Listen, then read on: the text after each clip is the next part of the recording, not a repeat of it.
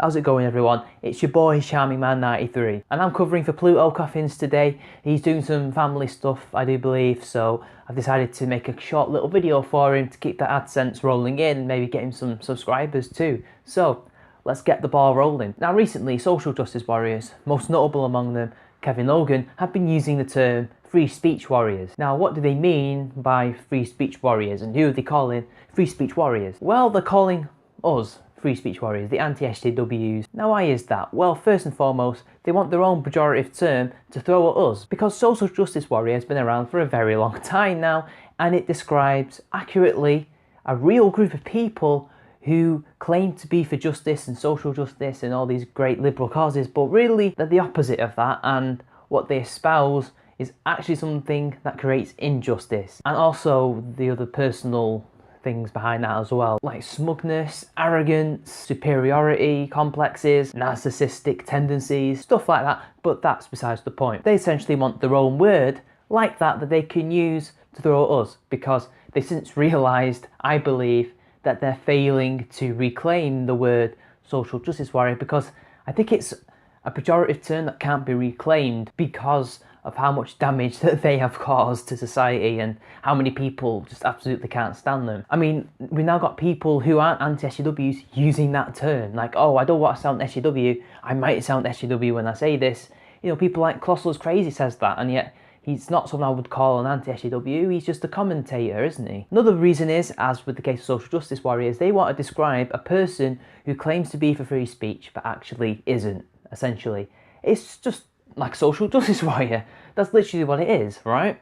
Only with free speech. It's much more of a condensed version. It's just one topic rather than loads of others. So Kevin Logan in his video described the free speech warrior as someone who claims to be for free speech. He wants everyone to speak their minds and be free to speak their minds. But really what this person wants to do is to basically be allowed to spout his bigotry, racism and sexism and not be punished for it. That's essentially what it is. And also, if this person happens to be aggrieved in some way by somebody else exercising their right, he or she will take that free speech away because they're offended or they don't like what they have to say. It sounds familiar, doesn't it? It sounds very much like Kevin Logan's talking about himself and his mates and all the others. To them, they're talking about anti-SJWs, anti-feminists, MRAs, you know, the people who actually do stand for free speech and allow people to go up on their platforms and speak their mind and want to debate with people, stuff like that. But not the people like Kevin Logan who turn a blind eye to all the censorship that his mates have been up to, and people like the Trust and Safety Council over at Twitter who are banning people because of their political views.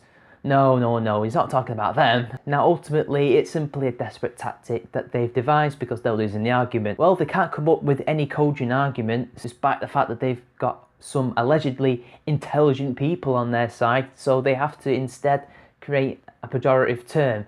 I'm not accusing them of ad hominem, I'm just surprised that of all the things that they could come up with, that's the only thing they've recently found that they could use. The problem is, it's probably going to be reclaimed. I remember in Gamergate there were loads of hashtags that they created that Gamergate then decided, you know what, that suits us, we're going to use that and twist it and make it something interesting and positive rather than something that's meant to be negative and pejorative. I think the literal term free speech warrior, as in a warrior of free speech, which is what you would think it is if you were never to know what the definition is behind it, that's what I think it ought to be. Someone who actually does fight for free speech.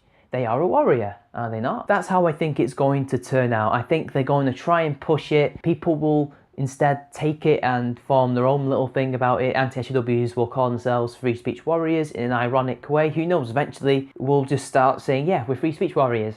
And what are you going to do? And that would be really hilarious, wouldn't it, people? But ultimately, it's just projection. It's Sargon's Law in effect. For those of you who don't know what Sargon's Law is whenever an ideologue is discussing something about a said group or ideology or anything like that, but really those things that they're talking about and describing is applicable to them. And that's exactly what it is, all packaged in nice 3 words. It's just free speech warrior, and that's exactly what they are like. We know social justice warriors and feminists like to silence people, not just online but in real life. They will try and protest, not to protest the idea but to protest the person and to shut down their speeches or meetings. We've seen all the footage of feminists going inside and creating a racket and causing fuss so that people don't speak or can't speak. We've seen them try and fail to create false flagging campaigns. We've seen them try to get people fired. The most notable being either Donglegate or Thunderfoot, again starring Laughing Witch. But with the Thunderfoot one, that was arguably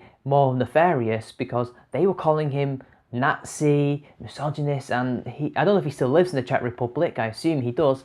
In the Czech Republic, being a Nazi and holding those beliefs and espousing those beliefs is illegal and can land you in prison. So they know this, and he could go in prison for that if somebody decides, yeah, you're a Nazi, go to jail, because that's a Nazi belief, even though he never espoused such beliefs. So they were trying to silence him, and that's what they're describing us as, when really that's them. But why do they think that we try to do those kind of things? Because some of the big anti-HWs have large audiences, those said audiences will have a small minority that go and downvote their videos, and then that basically to them means that they must be trying to silence them by harsh criticism and comments and downvotes, which ironically enough happened to me literally overnight, but it's only okay when they do it. But that doesn't mean anyone's trying to silence anybody, that's just expressing their opinions, is it not? And then again, it's up to the person to decide whether or not to delete the video or delete their channel because of one video getting hate. It wasn't loads of different videos constantly overnight or over a couple of weeks, is it? But ultimately, this word isn't going to last long. I doubt even anti-HWs are going to use it very long if we reclaim it. It's just another sad death throw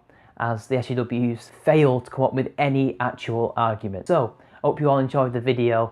I've been rambling too long. Thanks PlutoCoffins for giving me the chance to be on your channel, and hopefully you'll get back to making content. So, see you later.